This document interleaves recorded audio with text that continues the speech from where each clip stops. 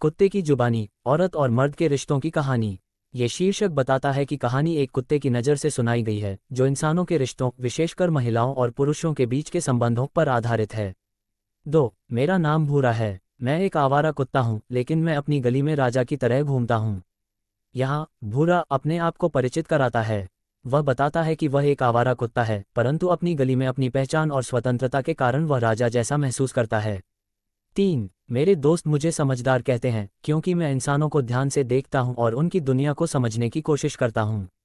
कुत्ता बताता है कि उसके दोस्त उसकी बुद्धिमत्ता की सराहना करते हैं, क्योंकि वह इंसानों के व्यवहार, उनकी आदतों और उनकी जटिल दुनिया को बारीकी से देखता और समझता है। 4. मैं उस मोहल्ले के हर घर की कहानियों का गवाह हूं, लेकिन एक घर की कहानी ने मुझे सोचने पर मजबूर कर दिया। ये पंक्ति बताती है कि भूरा हर घर में हो रही घटनाओं का साक्षी रहा है, पर एक खास घर की कहानी ने उसे रिश्तों की गहराई और जटिलताओं पर विचार करने के लिए प्रेरित किया। 5. ये कहानी है रीमा की, जो इस गली में अपने पति अर्जुन के साथ रहती थी। कहानी का मुख्य पात्र रीमा है, जो अपने पति अर्जुन के साथ उसी मोहल्ले में रहती है। ये परिचय उनके रिश्ते के आरंभिक सेटअप को दर्शाता है। 6. दोनों की शादी को कई साल हो चुके थे, लेकिन उनके बीच एक अजीब सी दूरी थी। ये बताता है कि वर्षों बाद भी रीमा और अर्जुन के बीच भावनात्मक दूरी बनी हुई थी। शादी के प्रारंभिक प्यार के बाद समय के साथ एक दूरी आ गई थी। 7. मैं अक्सर देखता कि रीमा बालकनी में अकेले बैठी रहती, चिड़ियों से बातें करती, कभी कभी अपनी किताबों में खोई रहती। भूरा निरंतर देखता है कि रीमा अकेलेपन का अनुभव करती है। वह अक्सर अकेली बैठी रहती है, प्रकृति से संवाद करती है या किताबों में डूब जाती है, जिससे उसके भीतर की उदासी या तलाश झलकती है। 8. अर्जुन अपने काम में व्यस्त रहता, सुबह जाता और देर रात लौटता। यहाँ अर्जुन की दिनचर्या का वर्णन है। वह काम में इतना व्यस्त रहता है कि उसे रीमा के साथ पर्याप्त समय बिताने का अवसर नहीं मिलता। 9. उसकी आंखों में थकान होती और रीमा की आंखों में इंतजार। अर्जुन की आंखों में काम की थकान स्पष्ट होती है, जबकि रीमा में अपने पति से उस लगन और समय की आशा झलकती है जो उसे चाहिए।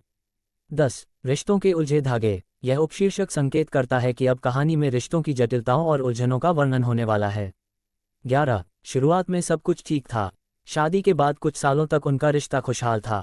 शुरुआती दिनों में रीमा और अर्जुन का रिश्ता प्रेम और सामंजस्य से भरा था। दोनों ने एक दूसरे का साथ भलीभांति निभाया। 12. मगर धीरे धीरे रीमा को महसूस होने लगा कि उसका जीवन खाली हो रहा है। समय के साथ रीमा को एहसास हुआ कि उसके जीवन में वह खुशी या संतोष नहीं है। उसका दिल कुछ अधूरापन महसूस करने लगा। 13. अर्जुन उसे चाहता था, लेकिन शायद वह रीमा को समझने की कोशिश नहीं कर रहा था। अर्जुन का प्यार तो मौजूद था, परंतु उसकी व्यस्तता और असमंजस्य के कारण वह रीमा की भावनात्मक जरूरतों को समझ नहीं पा रहा था। 14. वह प्यार तो करता था, मगर वह प्यार उसकी व्यस्तताओं में कहीं खो गया था। ये पंक्ति बताती है कि अर्जुन का प्रेम व्यवहार में झलक नहीं पाया, क्योंकि उसकी दिनचर्या में प्यार को उचित स्थान नहीं मिल पाया। 15. एक दिन रीमा बगीचे में बैठी थी, जब एक नया किराएदार उस मकान में आया जो ठीक उनके घर के सामने था। ये दर्शाता है कि रीमा के जीवन में एक नया व्यक्ति प्रवेश करता है। वह नया किराएदार उनके घर के सामने आकर उनके जीवन में नए रंग भरने लगता है। 16. उसका नाम समीर था। नए किराएदार का नाम समीर बताया गया है, जो आगे चलकर कहानी में महत्वपूर्ण भूमिका निभाएगा। 17. वह एक लेखक था, जिसे लोगों की कहानियां लिखने का शौक था। समीर का पेशा लेखक है। उसकी रुचि और संवेदनशीलता इस बात को उजागर करती है कि वह लोगों की भावनाओं और कहानियों में रुचि रखता है। 18. वह अक्सर किताबों में डूबा रहता, लेकिन जब भी रीमा से नजरें मिलती, उसके चेहरे पर एक मुस्कान होती।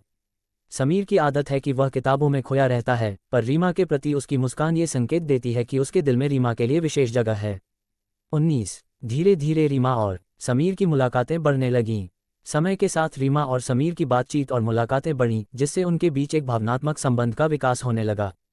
20. वे दोनों किताबों की बातें करते, जीवन के अर्थ पर चर्चा करते और हंसते। रीमा और समीर के बीच गहरी बातचीत होती है। वे साहित्य, जीवन और उसके अर्थ पर चर्चा करते हैं, जिससे उनके बीच का जुड़ाव और मजबूत होता है। 21. ये रिश्ता दोस्ती से शुरू हुआ, मगर जल्द ही रीमा को एहसास हुआ कि वह समीर के साथ ज़्यादा खुश महसूस करने लगी थी। शुरुआत में ये केवल मित्रता थी, पर धीरे धीरे रीमा ने महसूस किया कि समीर के साथ उसका मन प्रसन्न रहता है, जिससे उसमें भावनात्मक परिवर्तन आया। 22. औरत कब रिश्ता बनाती है। यह उपशीर्षक सवाल उठाता है कि महिलाएं किस परिस्थिति में किसी पुरुष के साथ गहरा रिश्ता बनाने का निर्णय लेती हैं। 23. मैंने इंसानों के रिश्तों को करीब से देखा है। कुत्ता बताता है कि उसने कई रिश्तों का निरीक्षण किया है, जिससे उसे इन संबंधों की गहराई का अनुभव है। 24. औरतें सिर्फ शरीर के लिए किसी के करीब नहीं जाती, वे भावनाओं के लिए जाती हैं। ये पंक्ति बताती है कि महिलाओं का रिश्ता केवल शारीरिक आकर्षण पर आधारित नहीं होता, बल्कि वे भावनात्मक जुड़ाव और समझ की तलाश में होती हैं। 25 जब कोई औरत किसी मर्द के साथ रिश्ता बनाती है तो उसके पीछे कई कारण होते हैं। इसका अर्थ है कि महिलाओं के रिश्ते बनाने के पीछे विभिन्न मनोवैज्ञानिक और भावनात्मक कारण हो सकते हैं। 26 कभी अकेलापन, कभी प्यार की प्यास, कभी समझदारी की तलाश। ये स्पष्ट करता है कि अकेलापन, भावनात्मक प्यार की कमी या समझदारी की खोज, ये सभी कारण महिलाओं को किसी के साथ रिश्ता बनाने की ओर प्रेरित कर सकते हैं। 27 रीमा ने समीर के साथ एक भावनात्मक रिश्ता बना लिया था। रीमा ने समीर के साथ गहरी भावनात्मक नज़दीकी कायम कर ली थी, जिससे उसे मानसिक संतोष और खुशी मिली। 28 वह अर्जुन को धोखा नहीं देना चाहती थी, मगर अपने दिल से भी इनकार नहीं कर सकती थी। रीमा के लिए ये स्थिति कठिन थी, वह अपने पति के प्रति वफादार रहना चाहती थी, लेकिन अपने दिल की आवाज़ को भी अनदेखा नहीं कर सकती थी। 29 समीर उसे समझता था, उसकी बात